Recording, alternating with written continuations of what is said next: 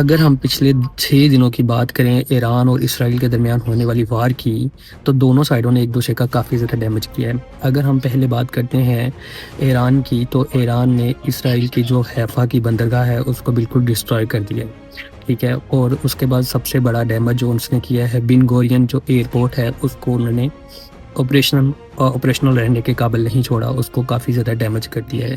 इसी वजह से इज़राइल ने अपने सारे जो जेट्स हैं, अपने जो सारे प्लेन्स हैं, वो उसने साइप्रस कन्वर्ट कर दिए हैं। अब इज़राइल की एयर स्पेस बिल्कुल पैसेंजर के लिए बंद है और इज़राइल के तमाम शहरियों को इज़राइल छोड़ने की इजाज़त नहीं है, जैसे कि बिल्कुल इज़राइल ने गज़ा में किया था, ठीक है?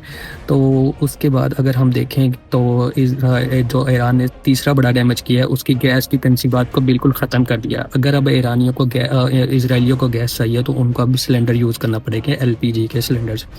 उनकी गैस तनसीबात बिल्कुल तबाह हो चुकी हैं, डिस्ट्रॉय हो चुकी हैं, ठीक है?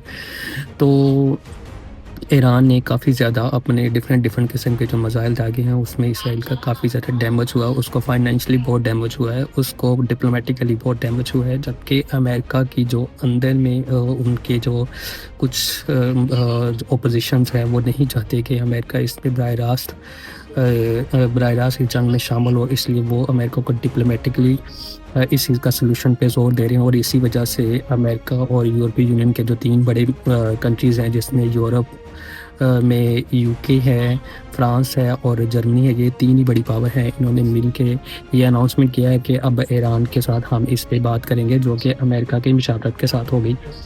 ठीक है, तो अगर हम बात करें इज़राइल की, तो इज़राइल ने भी काफ़ी डैमेज किया है, उसने तेहरान को भी डैमेज किया है, उसने डिफरेंट जो इनकी ईरान की जो डिफरेंट है असला बरदार फैक्ट्रीज़ हैं, जो जिसमें यहाँ पे असला बनता है, जिसमें लॉन्चर पैड वगैरह भी शामिल है।